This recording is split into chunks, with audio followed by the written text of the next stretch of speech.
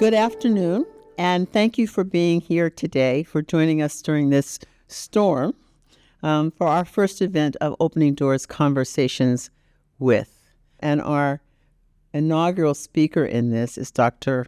Ron Arky. This is a series that is co-sponsored by several offices to provide conversations with faculty members who've spent a little bit of time at Harvard Medical School, for them to share with us how they came to be at Harvard, what they've seen since they arrived, the kinds of changes that have occurred, and to maybe give us some insights into how we move forward in the future.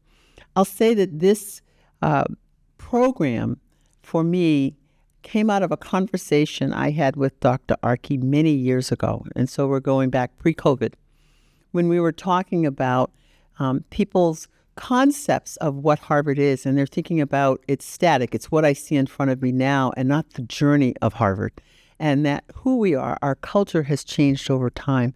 And how do we tell that story, that more inclusive and full story of who we are, and could think of no one better than Dr. Arky to start this. He is the Daniel D. Federman Distinguished Professor of Medicine and Medical Education. He's been a teacher, an advisor, a mentor, a coach, a counselor for students, trainees, faculty for more than 64 years. That when we think about this event today, to me it's a true time of celebration, and for me an honor for Dr. Arky to be joining us. This is going to be video and live closed caption. It's being recorded. So I'm also going to ask you to silence your phones. Doesn't it feel like you're in the theater? To please silence your phones as we start this. And if you don't wish to be filmed, don't get in front of the camera. Very, very, very big thought there. And I'm now going to turn this over to Dr. David Jones, the A. Bernard Ackerman Professor of the Culture of Medicine, a joint position between the Faculty of Arts and Sciences and the Faculty of Medicine, who will moderate today's conversation with Dr. Arky. So I'd like to join Joan in thanking all of you for coming and braving the rain and the storm to be here. This is certainly not what you expect for Boston in late May. Boston is obviously famous for its varied weather, but I don't think I can ever remember a commencement season where it was 40 degrees with windswept rain. But it is what it is. So I'm delighted to have you here, and also welcoming what I suspect is also a large crowd on Zoom, because we got many people who RSVP'd who said they were looking forward to watching online. So thank you all for coming. And when we get to the Q&A, there will be an opportunity for those of you who are online to ask questions. We have people here who will be keeping an eye on the chat and getting my attention when there are questions that need to be asked. So if you have questions online, please make a note of them, and we will do our best to get to you. So as Joan said, one of the goals of these conversations is to honor our colleagues who have made enormous contributions to Harvard Medical School over their careers, and Ron Arky has few rivals in that role, and also to tap their memories of this institution and how much it has changed over the past 50 years. And this is especially valuable now that we are in this odd situation of imagining a future for HMS that might be quite different from what it has been over the past 50 years. No one knows what to expect. I don't think that you have a crystal ball that's more magical than any of ours. But this is an important time to stop and reflect and to benefit from the wisdom that your long service has given you. But before getting to anywhere close to the present, I want to start with the age-old question: what drew you to medicine? My uncle by marriage, my father's sister's husband, took me on house calls in New Jersey.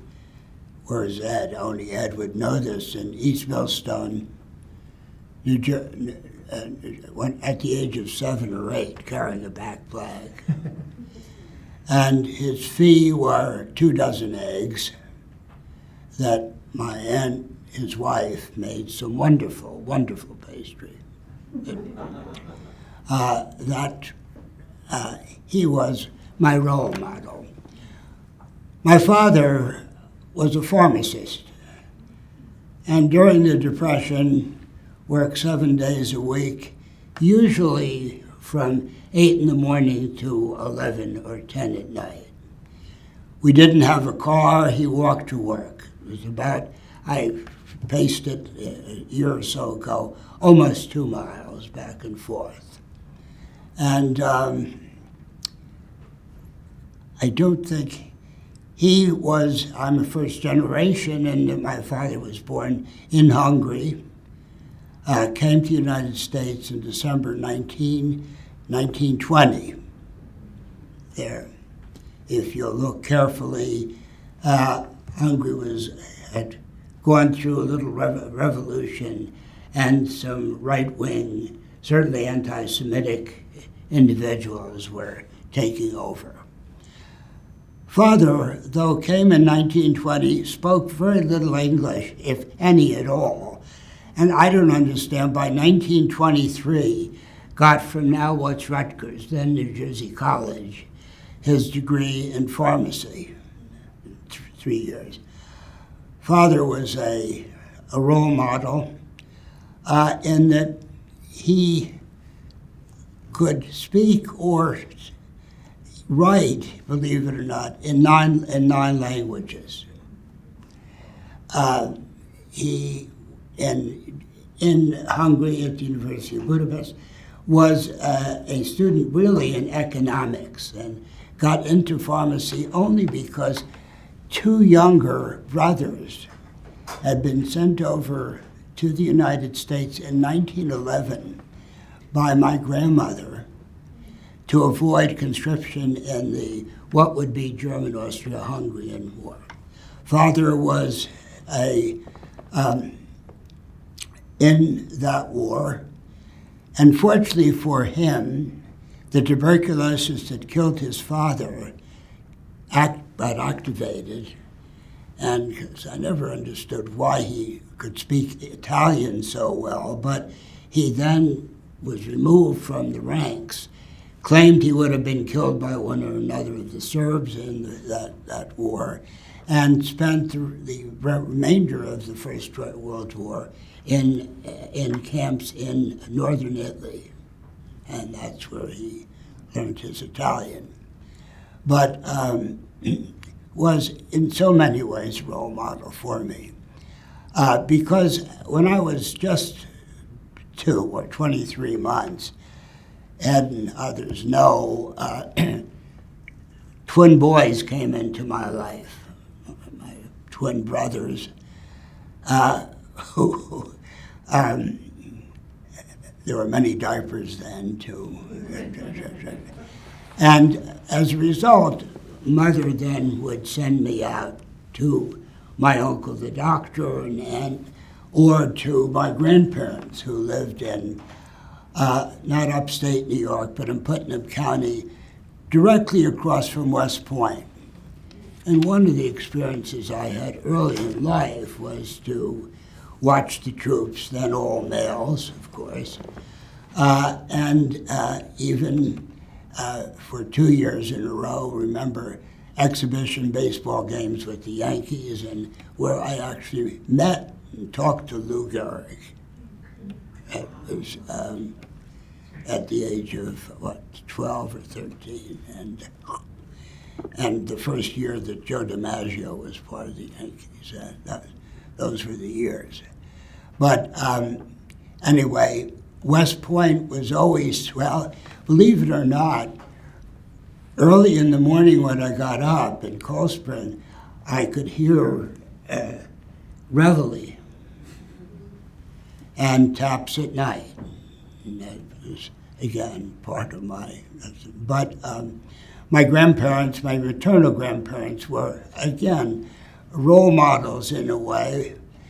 Interesting enough, the Hungarian side of my family and the Austrian side really lived only 30 kilometers, didn't know each other and so forth. Father and mother met in this country.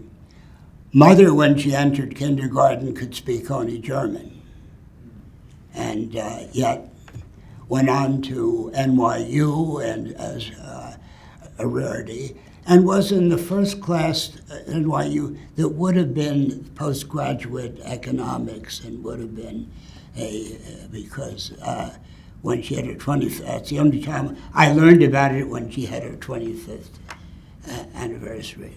But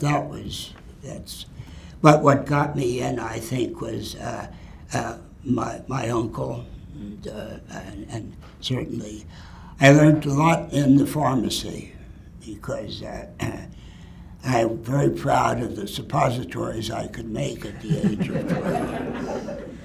And remember, prior to the Second World War, very few of what's now capsulated and so forth, now you just take it from the big bottle and count at 100 or 90.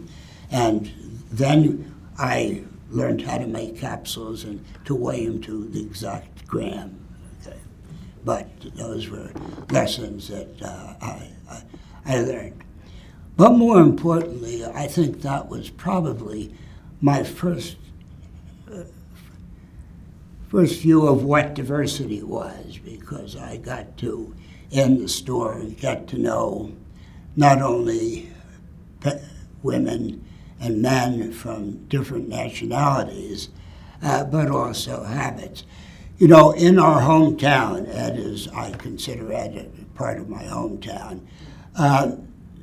Ed is East Brunswick, I'm New Brunswick. In the shadows of Rutgers, one of the opportunities I had in life was to watch a small college grow into a state university. And Rutgers then, and when I went to the Rutgers and Princeton played the first college football game in 1869, for your information. Anyway, the diversity that I got to know was not only in the pharmacy, but in our own home neighborhood. When we moved at the age of 5, I started kindergarten in a different location, and had a whole set of different neighbors, but anyway, it's a long answer to your question. And so you were inspired by your father, the pharmacist, and uncle, a physician, decided to go to medical school, but you trained in New York. I did. Father, unfortunately, died when I was a senior in high school, and I had the responsibility with mother, of selling the store and so forth. So I had only one application, and that was to the local school, Rutgers, and so I was there for 2 years, actually. And my mother's brother, who had been a graduate at Penn, insisted that I had to go to other places and had me apply to Cornell, and that's how I got to Ithaca for the last 2 years of mine. And then proceeded to Cornell Medical College. Well, I did, and let me tell you about that, because in October of 1950, so that's now 70 years ago, I was interviewed by a fellow whose name was Thomas Almy, who was from the New York hospital in the Cornell setup. And I mention that because the feeling among those of us in Cornell undergraduate school, there were a couple of very biased people on the admitting committee, and that someone like me would not be considered since I'd only been there really for a year. But Dr. Almy, we had a wonderful interview, and he told me more about himself. But I point his name out because, believe it or not, he found me after about a month or two in the anatomy lab. And from then on through my career at Cornell Medical School was someone who would periodically appear. and became then a mentor in the modern sense. And he was the reason he then became chief of the Cornell division at Bellevue, which had a long history, as did Columbia, because one of the points that I will make to you is that the city municipal hospitals, in my case, Bellevue and the Boston City, were great places for training, but were depleted of patients by Medicare and Medicaid, starting first in Philadelphia, then in New York, and then here in Boston. My diabetes clinic at Bellevue, my diabetes clinic in New York, here in the Boston City, after I came. We had four sessions a week and had over 10,000 patient visits a year, only because, believe it or not, anyone who couldn't pay the fee at the Joslin Clinic came then to us. And I had a marvelous learning experience, if you say, running that clinic for several years. But Tom Almy went on to be chairman of medicine at Dartmouth, and our relationship continued, particularly when I went to the Mount Auburn, because that was one of the roughest decisions in my life, whether to do that. We can talk about that. And so what drew you to Boston from New York, given your strong ties there? A telephone call. I finished as chief resident at the Manhattan VA Cornell Bellevue unit, and was to start in July of 1960. A fellow by the name of Kennedy was running for president then. And some of you in the audience know, I got to know Mr. Kennedy the year before as a senior medical student. We can talk about that. But anyway, the chairman of the Department of Medicine at Cornell in 1954-55 was a fellow named E.Hugh Lucky. He came up from Vanderbilt and had been at the Bellevue unit. And when the report occurred that this place behind us, the Brigham, had somebody, brother, do a renal transplant, E.Hugh Lucky went public by saying New York is way the hell behind Boston in kidney disease and renal disease. And unfortunately for me, he bought then the first hemodialysis for the Cornell unit. And so rather than a fellowship in cardiology, I found myself being a dialyzer, whether I liked it or not, and learned I could even do cut downs. But that became, when it was advertised, obviously New York was filled with people with acute renal failure, acute renal disease, and almost by July 15th of that year, the demand was a daily demand, and I was really learning quickly, had learned with my classmate, Don Cameron, but he, by the way, was a staunch Republican who was for the first time going to vote for Kennedy. And one of the things about being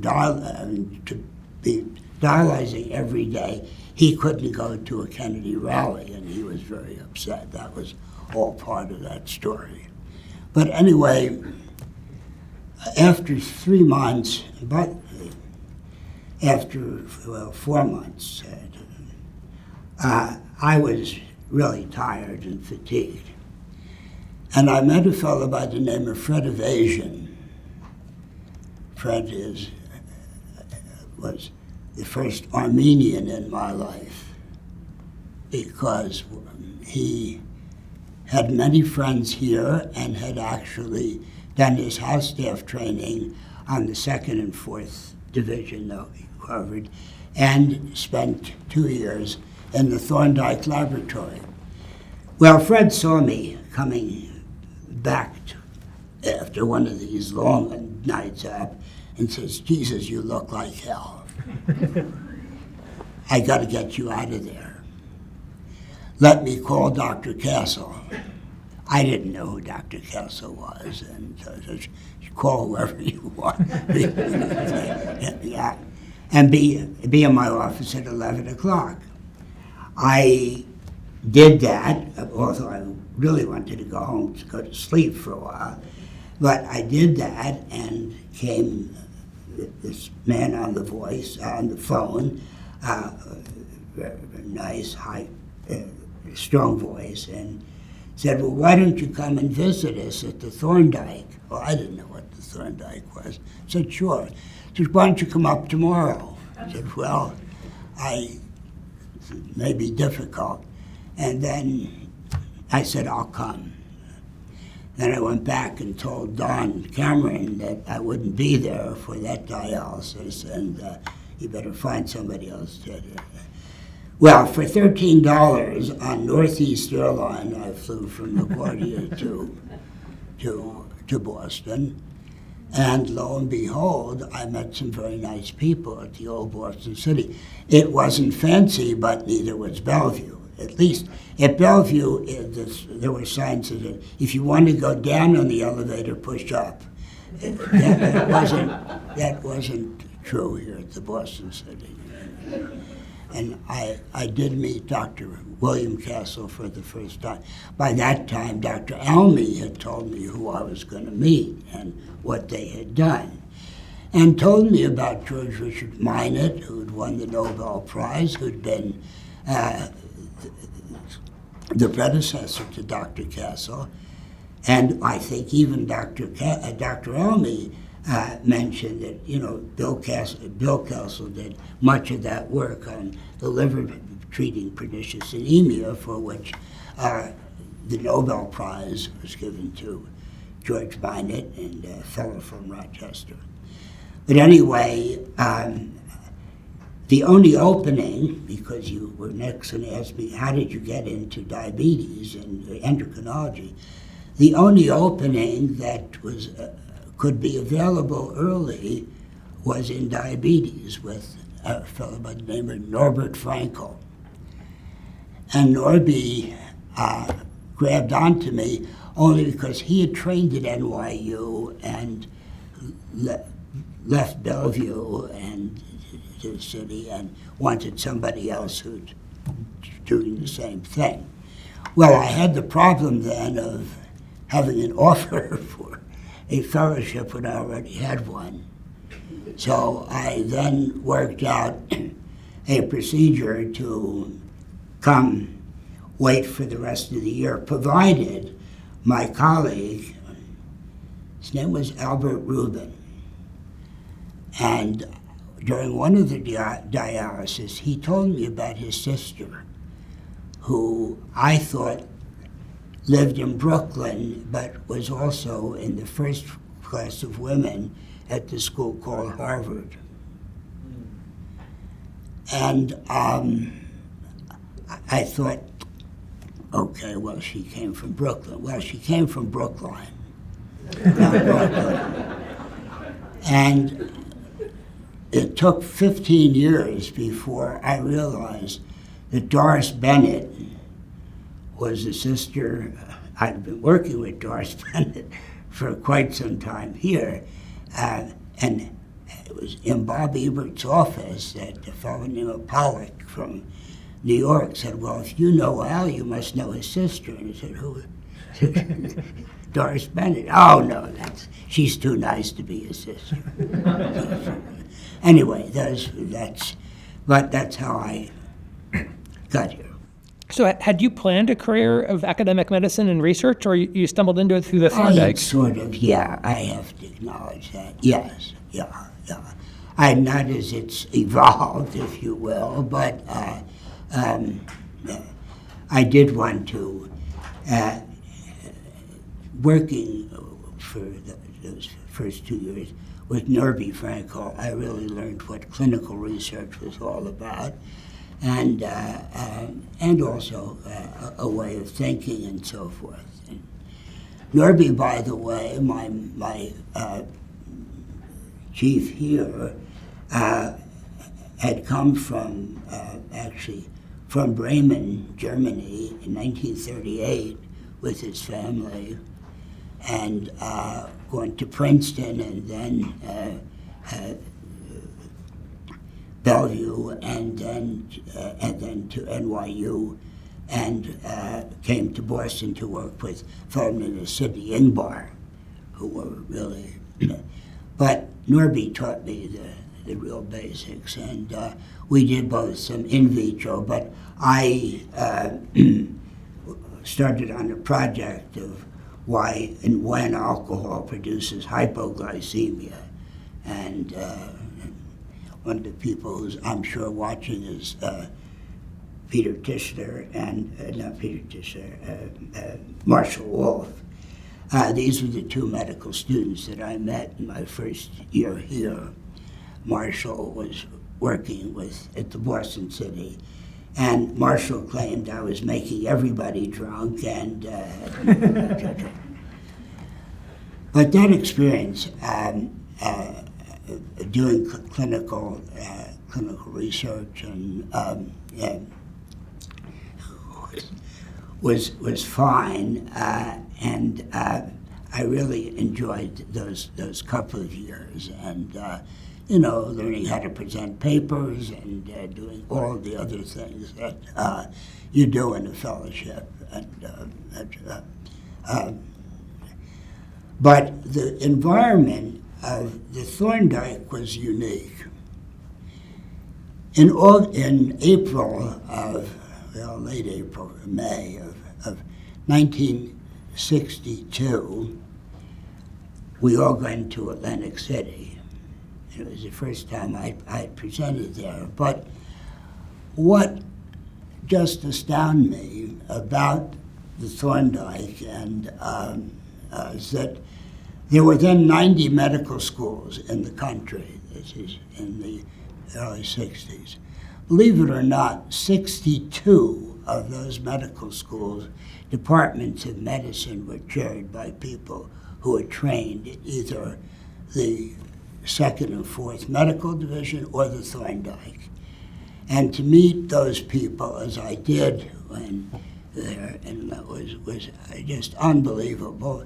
But to say, 2/3 of the chairman of medicine in the United States, some had already served their term, and all the people in Pittsburgh and so forth. But it was just an astounding group of individuals. And they appreciated particularly Dr. Castle, who was one of the greatest chiefs you could have had. Diversity. I need to comment about the leadership of that unit when I came. I didn't appreciate, but the Brahmin, Dr. Castle, who was a 3rd generation father, had been a minister, grandfather a minister, father a physician who got into some other problems, but, and then Bill, who was just a gentleman's gentleman. His second in command was a fellow who was 5'4". He said 5'4", but only when he rode his Mustang, all you got to see was the eyes. And his name was Maxwell Finland, who in today's world was born in some parts of the Ukraine that our friends want to give to the Russians, but grew up in Odessa for several years before coming to the United States. Well, several years. He came at the age of 4 to the West End and worked his way. He was to be a preparation age, that is, Harvard College and Harvard Medical School. And Max was a very, very unusual guy. And really one of the first infectious disease people and with test tubes in all pockets and all kinds of cultures, and was really the first, by the way, to, among other things, name penicillin resistance or penicillin, but also the first to have strong fellowships, because there were times that, well, some of the people around the country who were leading departments were his fellows. But just a remarkable guy, very quiet, never married, but devoted to making the Thorndike the best, and responsible for, obviously, many others. The third person in charge, who ran the house staff, was Charles Davidson. Charles was gay, but you wouldn't know it because he had many girlfriends. And that was, in later time, I learned that Dr. Castle insisted upon that, because if you were going to go up the ranks in this school, you better not be known as gay. And that was diversity in the early 1960s. 3 men, because there really were only men, and around, although so when I go back, Max Finland kept the books. Actually, he had a woman fellow back in the early 1930s, 1931-32, which was rather rare, but it was primarily males in that time.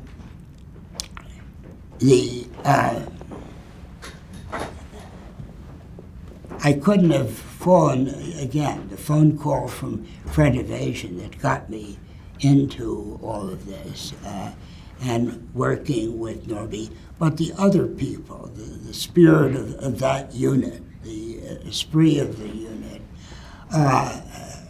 and again, working in the city hospital. I was very fortunate because as a clinician, I had the run of both the Harvard service, but also the BU and Tufts service. And I got to know some wonderful people from BU, one being Franz Engelfinger, who later became the editor of the journal, but Tufts also had some very capable people, and they were the residents from those 2 services. Like all of the major city hospitals in the country, there were 3 medical schools, Harvard, Tufts, and BU. Because came 1973, and Max, particularly Finland, was sure Harvard would not be thrown out, because he had already accumulated a budget of $8 million when most of the others. But just as in New York, and by the way, I came with the promise to Tom Almy that I was going to go back to New York.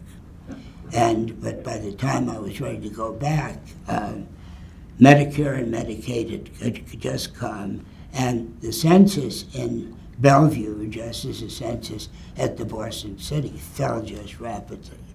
Anybody over the age of 65 who now had insurance moved to the Brigham, the General, and what have you. And in New York, did the same thing, or even earlier. And so Medicare, the good that it did, really, and here in Boston, the same thing. And so you've already set the stage for this, but over the course of your career, there have been astonishing changes in academic medicine and in the healthcare system more broadly, or also in the care of patients for diabetes. You described, in some, not being there at the beginning of diabetes care, which would have been insulin, but being there with the onset of dialysis, which totally transformed the disease. What are some of the most dramatic changes, or what stands out to you most as the most significant changes, either in diabetes care specifically or in medicine in general, over the long course of your career? A major change, believe it or not, medicine is now by gender.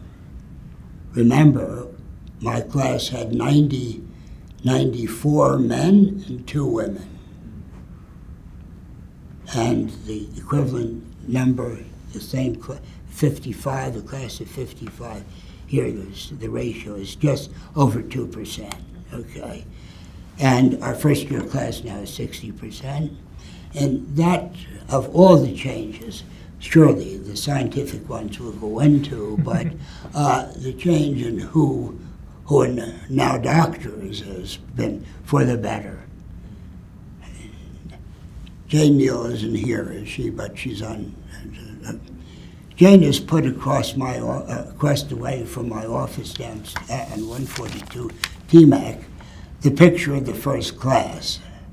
Well, to remind me certainly of Doris Bennett, but 2 of the other women in that picture were, when I was a third-year student, were the house staff, were residents. There were no openings for women in residencies in Boston, and that as late as I say, as late as when I was in college, this school has been here since 1782, and yet I had the privilege of seeing the first women that graduated, or working with them both in New York and here. But so that, I think, is one change, the personnel. In my own field, and I think of what we used to call juvenile or insulin-dependent diabetes, and what we now know, both in genetics and in immunology, about the process, how those beta cells are destroyed, and what the alpha cells, what happens, and so forth. Isn't it just one example, but the example close to me is somebody who's treated patients all these years with type 1 diabetes. And again, it's a point that make, because you're going to ask me about first-year students, a point that I make to first-year students, that the basic science that they're learning in first and second year is so vital to understanding the pathology, the pathophysiology they're going to get as they're getting. Because I do think that the progress made. Yesterday, I have a group of 7 students in something called TDP1, which is I have at the General. These are first-year students, and yesterday was their last session. And I learned from them. And I point out to them in the beginning that you're entering a profession where studenthood never ends, it's perpetual. And I think that's one of the major lessons. And it's just as equal. I learned from them. And yesterday's case, for example, the student had seen over in the clinic in Cambridge that I had started when I was at the Mount Auburn. And a 20-year-old walked in. This was on Monday of this week. and said I came here because I need an abortion. This is to a first-year student. And we just discussed how the student handled this, and fortunately, the student had a third-year resident from the Brigham with him, but it was, again, a marvelous lesson to see how far first-year students come here after 10 months, and that was the real lesson to me, and their ability to address patients. There's one of the changes that over the years, when we changed with the new pathway with Dan Tustison, and began to expose, or certainly give students the opportunity from almost day one of medical school to see patients. Bev is here, Bev, where are you? Bev and I have worked for years together, and she has been so instrumental in the early introduction of students to see patients and to learn to take a history and to do a full physical examination. And that is, well, it's one of the things that keeps me going, just to watch in those years in the societies, because that permitted me, as Bernard knows, to watch students through the 4 years and as they grow up and develop. And I still think we do a good job in that. With the occasional student who needs some help, but I do think that change in curriculum, introducing clinical work early, was one of the changes that. But we also learned that you can't do it too early, and Ed can talk to this, because the students do need that, whatever it is that makes them, quote, mature, to enter the clinical world, to feel well for it. Chuck is here. Chuck has a son who's going to graduate. Oh, who's here? Well, to both of you, this is and part of my life's history. I got to know him when I came. He was, you were a fellow in endocrine, right, before you did the sleep stuff? And he told me one day his father is Hungarian. And, okay, so what? Well, it turns out that she's my great aunt, right? Married a Sizer. And but I'm going to tell all of you this in terms of my lifetime. He, Chuck, and Eric have a family that was just slaughtered in concentration camps. And one of those people was a Arky, or Aronowitz was the name then, who married a Seisler. And I mention it because it's whenever people talk about what happened in Europe in those years, father said we had no one, my father, but a Seisler who was really an Arky by birth was one of those people. And that's, thank you for being here, Eric. Thank you.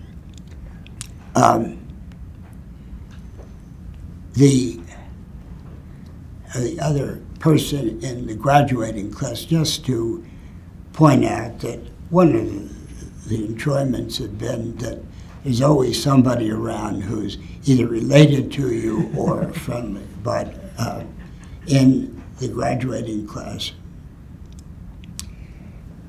is a fellow by the last name was Schwam, Schwam, and his mother happens to be chairman of anesthesia at the school in New Haven called Yale. But Eric is the fifth generation of the family that I've known. And I've known, I knew his great-great-grandmother. I think there are two greats. Great-great-grandmother. I'm sorry, there are three generations, because he's the fifth generation of family that I've known. And my own grandmother and his great-great-great-grandmother were very, very close. And it turns out that the family knew my father and so forth. But anyway, I will, a week from today, I hope the weather is better than this, sit under that tent out there for the 55th straight time. And so over those 55 years, you've presumably witnessed many changes in medical education. One of which you mentioned was the advent of the new pathway and the descendant curricula that we now have in place. But I also know that there's been major changes in the kind of teaching that takes place in the hospitals. Many people will talk nostalgically about how terrific it was to be on the wards in the 60s and 70s when the faculty had hours a day to spend each day doing teaching rounds. Now, there were obviously two sides of that story, the house staff was trying to get work done and the faculty wanted to have endless teaching rounds. But now there are many pressures on medical education. Harvard, as you know better than most, has complicated relationships with its hospitals. How do you see the nature of hospital-based medical education changing recently, and what directions do you think it could go going forward? I'm very concerned. Having watched the scene now for 60-plus years, I'm very concerned by the corporatization of our affiliated hospitals, the requirement or demands on people, particularly doing primary care, but also some in specialties. Remember, we've been a great school, one, because of the students, and that was to make that point, and what we get. But two, because of, I think, the clinical facilities with it. And I'm very concerned that the Board of Trustees, and I speak specifically now of MGB because I have not been able to get to meet or talk to people from the BIDM lay, but I'm concerned that their only interest is the bottom line, if you will, the flow of money, the length of stay, and the fact that some of us who through life have done many things, that is, seen patients, but also been in the lab and been in the lab and taught. And if that's your question, I am very concerned that some of our best attending physicians won't be able to spend the time they spent with students. It's a big issue. Remember, we still are really the only school in the country where Chuck, or I have no say whatsoever in hospital policy. They are governed independently, and that's becoming a growing concern. Okay, because the result of that, I fear, and it's happened, I have an opportunity to talk to people, the students. I have a group of TDP2 students at the General, and that's come up a couple of times this year already. But it is a concern. And our relationship, unlike Tufts or BU or Northwestern or other places that I've been involved in, we don't have a say. My battle in my years with my trustees at the Mount Auburn was never a pleasant one. And I'm probably the only guy who was fired and for a period of, best I can tell, 6 hours, because my colleagues told them if Arky goes, you will never collect a cent from patients. And the surgeons, my best friends were the surgeons who, a urologist and a neurosurgeon, actually. But my concern, I'll tell you what the concern, the trustees, I pointed out that we had to be concerned about Cambridge. That hospital is in Cambridge. Their interests, since most of them came from Belmont, Arlington, and Lexington, were the suburbs. And they objected because I shared with David Bohr and other people at the Cambridge Hospital, some of our specialists, you say, and they didn't want to get their feet dirty, if you will. But that's a whole experience. I don't think, David, that we do enough in educating both students, but particularly even house staff and our faculty about the power of these boards, what boards can do, and what a CEO used to be able to do. Now, with the corporation, of course, it's orders are coming from above. So thank you for asking the question, because I am very concerned about changes and the potential that is, I think, happening, but slowly. I know he's aware of it. You have dropped many leads here. I have a long list of follow-up questions that I'm tempted to ask, but we promised to only put you on the spot for an hour. Yeah. And so I'll ask just one last question. And you gave a partial answer already, which was, what advice would you give for an incoming first-year medical student? So one thing you had said a bit ago was that they need to prepare themselves and be excited about entering a profession where they will be continuing to be students all the way throughout their career, which I think is invaluable advice to give anyone coming in. What else would you say to students? The first advice is get to know as many of your classmates as you can, because if this school is as good as we all think it is, it's good because of the student body. There are great faculty. There are even good facilities now in some of our hospitals. But the point is, it's those students who make it. And I think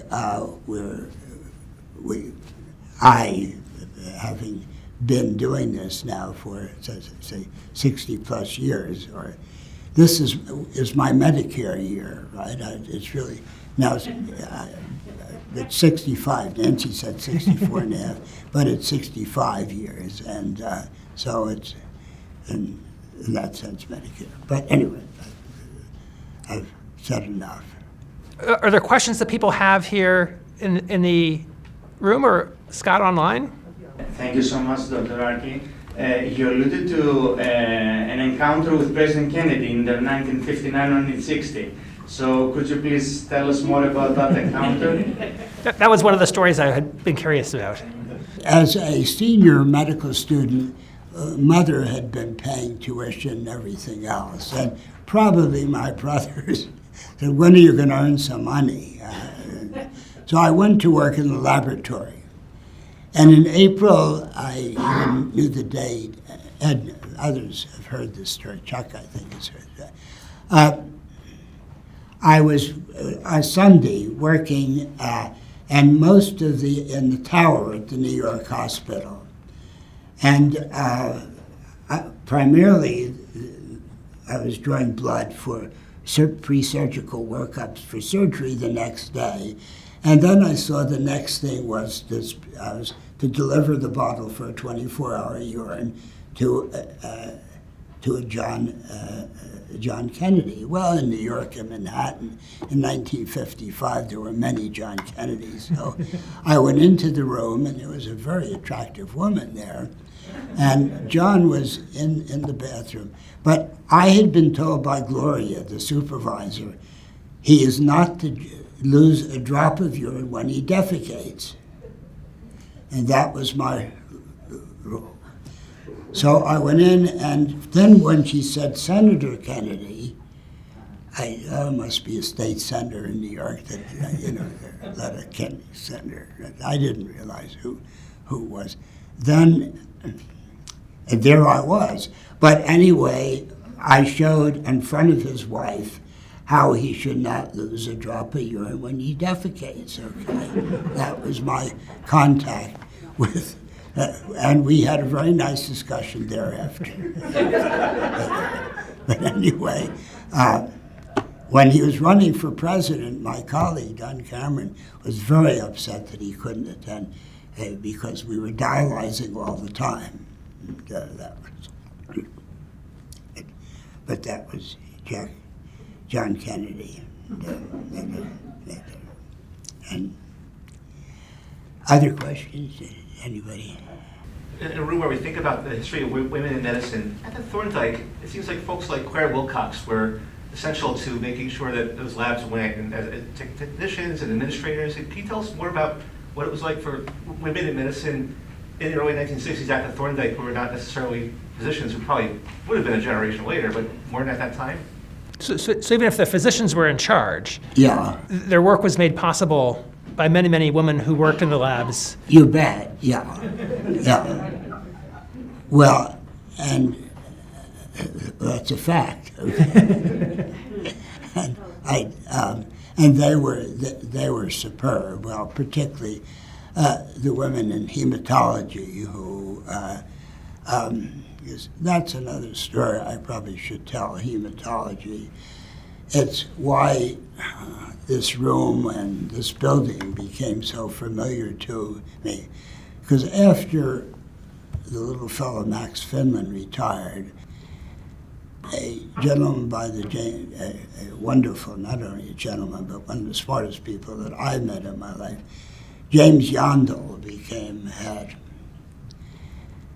And Jim, unfortunately, almost in late 1968-69, his behavior, particularly toward the other two medical school at the Boston City, was just outright landish. And for example, Tufts had a lectureship, invited the chairman, happened to be, believe it or not, from Cornell, so I knew who he was. And Jim wouldn't let him talk, as one rearing him. Anyway, things were also here. Jim opposed the nomination for promotion for anything that George Thorne or Alex Leaf made. So Bob had a real problem. And I will admit to you that I sort of was the guy at the city who related to Bob as to what was happening on a daily basis. And in fact, it was April, I guess, of 69. Yes, April of 69. Bob convened in this room. The chairs were going the other way.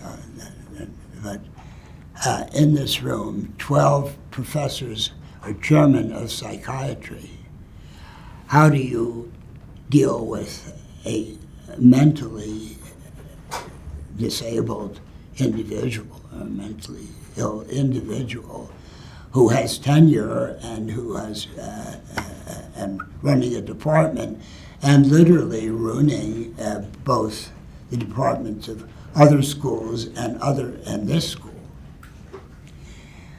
Well, they came up with a number of suggestions. I wasn't here, but I did hear what the proceedings on that day that this group met.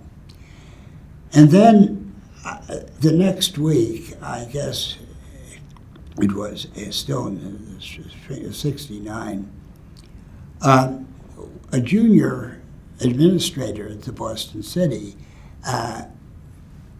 came and was having lunch with me, and he said, "I don't understand why these guys at Harvard don't know this, but on January 1 of each year, we have to approve the appointment of the staff.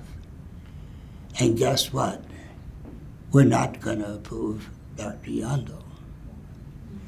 And so I immediately called Bob Ebert to let him know that the problem has been handled, okay? And they, it's a long story, but a sad one, because Jim was forced out.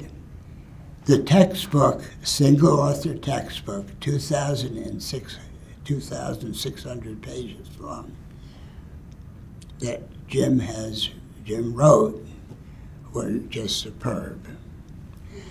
And I is not here, but I think watching Charles Hayden, who was always my assistant at the Mount Auburn, happened to be the chief resident at the unit.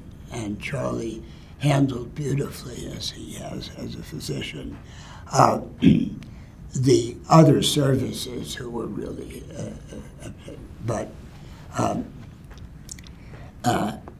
Jim finally, from Charlie, accepted treatment and so on. And part of that book is a tribute to Charlie. Will you take one more question? Yeah. Ron, thank you so much for sharing your wisdom with us. You've shared with us how you got drawn into medicine and a little bit about your journey from New York to Boston. Could you share with us how you got drawn into teaching? Because for the past 6.5 decades, you've been renowned as a remarkable teacher here at the Harvard Medical School. How did that occur? And tell us about it. I'd love to hear some of your journey in teaching. Chuck, I think I was drawn into it, I guess, in my New York days as chief resident by a couple of Cornell teachers. But in all honesty, Dan Federman and George Cahill were my teachers here, who are mentors and colleagues and so on, who taught me a lot about handling a class, handling small groups, and so on. So I had those two people, and Dan certainly a friend, but just a marvelous teacher, and also someone I could discuss issues that came up in terms of teaching. And I guess you ask how, I just like to do it and interact with students, and found that, I don't know for how many years I led the pathophysiology and that covered endocrinology, and even, I guess, the whole course for a time, but they were certainly enjoyable moments. And certainly you said that one of the things that has made this school the terrific place it has been are the students that we have here, and that's certainly true. But the other ingredient is what you were just suggesting, the presence of faculty who enjoy speaking to students, who are committed to teaching, who are willing to teach. And that, more than ever, is what will be required to keep this school going. And so thank you for taking the time and sharing these stories with us. Joan, I think, has some closing remarks. Thank you. I just want to say thank you so much for sharing your story,